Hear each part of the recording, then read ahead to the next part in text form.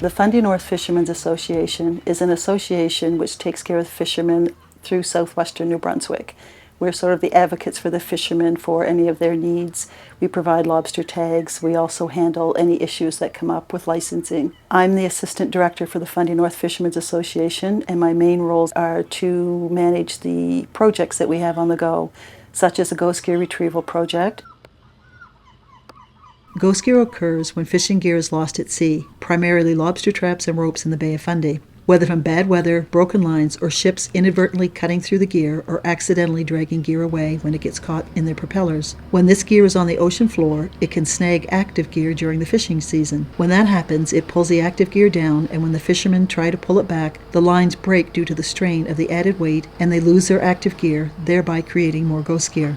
As the ghost gear collects more and more gear, with the tides and currents depending on where it is, it can create a tumbleweed effect, which means the gear starts rolling around on the bottom with the currents and catching more and more gear as it goes, thereby creating huge snarls of gear. The term ghost gear is applied because when this gear is on the ocean floor, it continues to fish, but unfortunately no one can tend the gear to get the marine life out. Lobsters and other marine life go into the traps but can't get out again, thus becoming bait for others to do the same. This can continue indefinitely for many years unless the traps are found and recovered through ghost gear retrieval. The lost ropes present a serious hazard as well, as they can entangle marine life, causing serious injury or eventually death if the marine life can't break free. This is especially concerning in our area because of the endangered North American right whale, which frequents our waters. No fisherman wants to see any marine life harmed or killed because of ghost gear. The Ghost Gear Retrieval Program is a program that began in 2008. The fishermen came to Fundy North because they realized they were starting to lose a lot of gear to old gear that was on the bottom of the ocean. The gear would get snagged in with the derelict gear, and when they tried to retrieve it themselves with the grapples they carry aboard their boats, the lines would snap. The fishermen were concerned with the fact that this could cause a detriment to the lobster population, which could affect their incomes, as well as harm to marine life that could get tangled up in the old gear on the bottom. Our ghost gear retrieval program has been very successful. We first started from 2008 to 2015. One of our fishermen actually designed the grapples, Reed Brown from Deer Island, and we still use those grapples today. Our best indication that this was a success was when the fishermen came to us to let us know they were no longer losing gear to traps in the areas where we had done retrievals.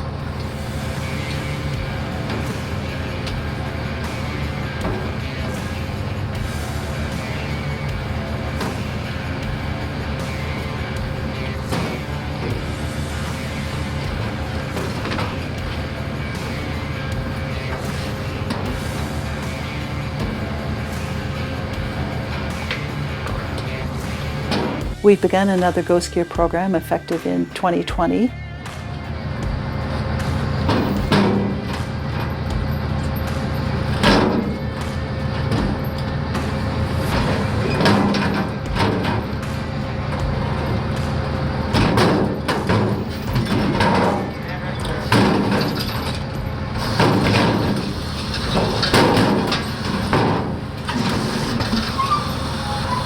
Kalen Brown would be our youngest retriever, and he has been doing phenomenally well, and he tends to come in with some pretty high numbers of gear.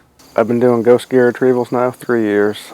It's important to do ghost gear retrievals because of to get the mess off bottom and for sea life, and just so it doesn't create more mess on bottom as well. The areas that we do most of our ghost gear retrieval, where we find most of the gear, would be Harbour Passage, Passamaquoddy Bay, and St. Andrews Bay. Our most experienced retriever to date would be Greg Beckerton. I started doing ghost gear retrieval because I started noticing that I was finding a lot of old gear snarled in my crab gear. I think ghost gear retrieval is important to do to, one, get the bottom cleaned back up again, and two, to keep it cleaned up, because it does happen, like fellas try their best to try and find their gear. Sometimes you can't find it. And all these traps that are on bottom are still fishing even after their bios are gone. So it gives a chance for everything that gets caught in the trap to get out when we retrieve it. And if we retrieve it, then it's not fishing. To do ghost gear retrieval, the gear we need to use is a grapple with hooks on it. With any size grapple, you need a boat that's geared up for deep water dragging, like a scallop dragger. I'm geared up with a big winch that holds 200 fathom of cable, the A-frame, a boom, heavy duty boom with a boom winch, and a good sized trap hauler. The reason we need heavy duty gear is because some of the stuff we get into is heavy and big and just can't do it with light gear. Some grapples work better in different areas, lighter, heavier. If it's muddy bottom, then they tow easier. If it's rock bottom, then they tow a lot harder. The grapples work by towing them across bottom, and they hook ropes and traps and whatever else they run into on bottom. And usually in deep water, you're not just getting one trap, you're getting a trawl or multiple traps, and that can be kind of hard to lift up. The grapples actually work by, when they're traveling across the bottom, grabbing the ropes more than the traps. With float rope, it's floating up off bottom, so it gives us a better chance to catch. And the rope's usually trailing away from the trap, so you have a better chance of snagging it. Depending on how much cable you let out will determine on how far back they are, but I usually fish about 3 to 1, so for every fathom of water I have underneath me, then I'll put 3 fathoms of cable out. And so they are quite a ways behind me. 1.5 to 1 is better for catching just like single traps with no ropes on them. That was just pure luck. One day we had 1.5 to 1. We went some deeper water, and I just kept it going, and we pulled it back and had a single trap. And I tried it again, and another tow, and we had the same thing, but I figure it's because the bar is up off bottom further, and it's just the grapples going. To keep track of where our grapples are at, I usually watch which way the cable is leading away from my boat. Like if it's off to my port side, then I know that my grapples are on the port side of the boat more than they are in the middle, or vice versa. I can usually tell when something gets on the grapples when I have to start using more power to maintain my speed. The boat slows down, might come to a halt if we got a big bunch, or it might just slow down just a hair if there's only a trap or 2 on it. I usually tow them for like a maximum of 10 minutes, just in case you do have a line. If you tow it much longer than that, you might part it off. I always find shorter is better. And you might not notice the strain of just one trap, as opposed to the strain of 5 or 6 or more. I guess I like to tow slow, because I figure if I'm towing, the faster you tow, the more chance you have to haul your grapples clear of bottom instead of just having them trickle across the bottom. We're scalloping, we tow about 2 knots, so I tow the grapples about 2.5 knot. As the grapples go across bottom, they'll rattle and shake, and the vibration will loosen the pins up. Fellows have had them fall out, and then you end up missing a grapple. To make sure we don't lose the grapples off the bar, I use shackles with either weld the pins in them, or I take the pins out, throw them away, and put bolts with locking nuts and double nut them. Finding ghost gear is a very difficult enterprise. It's like trying to find a needle in a haystack. Fishermen do this through instinct and knowledge of the waters and the currents, and how, if gear is cut off, which way it would go. They also have the knowledge of other fishermen who've lost gear in those areas. The best search pattern for grappling would be doing like a grid, side to side, up and down. You can cover more ground, more area. If it's shallow water, then the drags are probably right underneath you, but if there's deeper water and you run out more cable, it might be behind you a little ways further.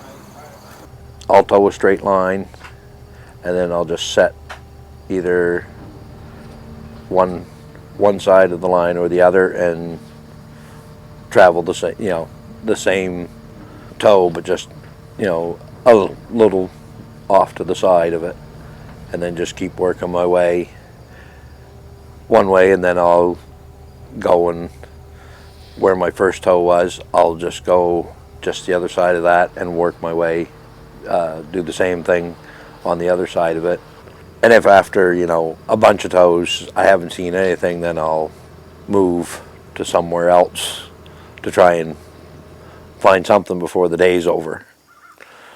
In order to do ghost gear retrievals of the type that we do in deep water with heavy currents and the rugged grapples, you need to be an experienced fisherman who knows what to do on the water. This can be very dangerous because of the tides and the currents. In addition, high winds and rough water can cause the boat to rock in the waves, and the grapples can swing back and forth erratically. The fishermen have to be careful that they don't get their feet caught in the ropes, because if the line snaps with a snarl of traps and rope on the grapples, then that snarl is going back overboard, and the fisherman is going with it. It's crucial to have knives handy in all locations to be able to try and cut the lines free should something happen. One of the dangers of doing retrievals would be, well, if you're in a big snarl, got trawls or anything, it's that there's a lot of strain on stuff.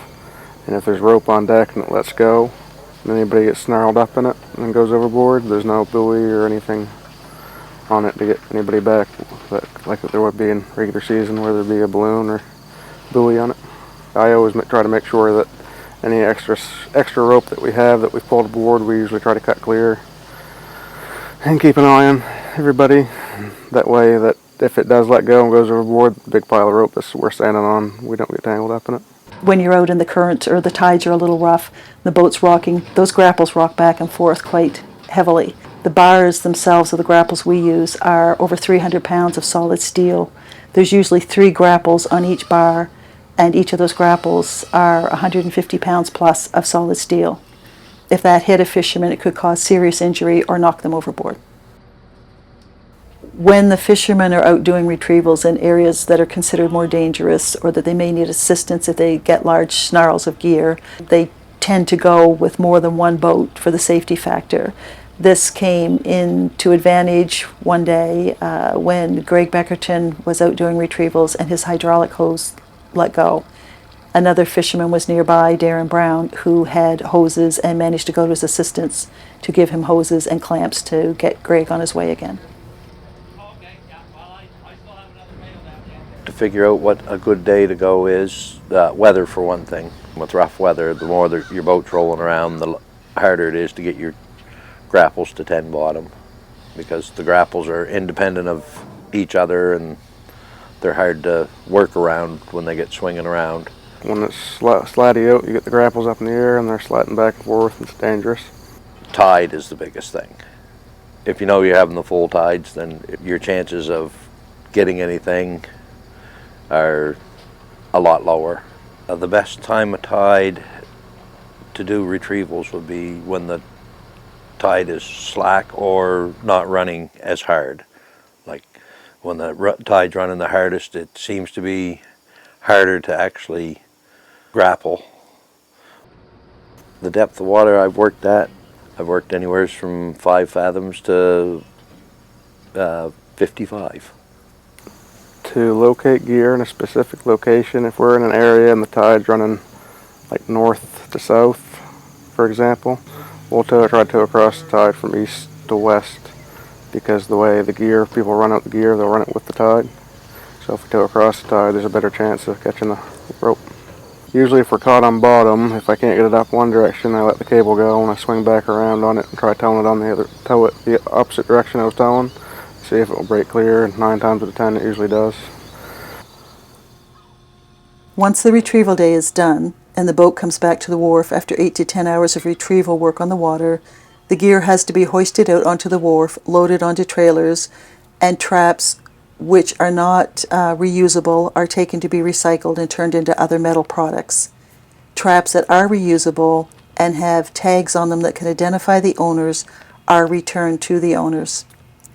Doing this work can easily turn an 8 to 10 hour day into a 14 to 16 hour day, which again shows the dedication of the fishermen who volunteer to do ghost gear retrieval work.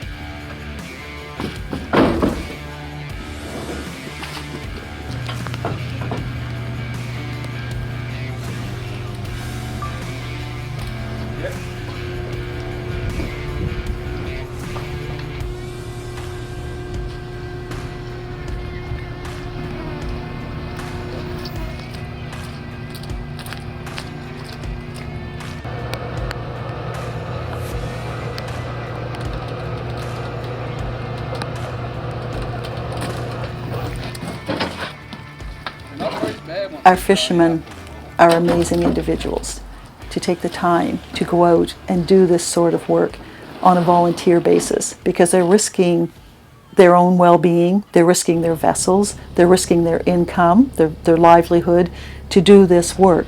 But it means so much to them in order to be able to protect the environment and as well their way of life.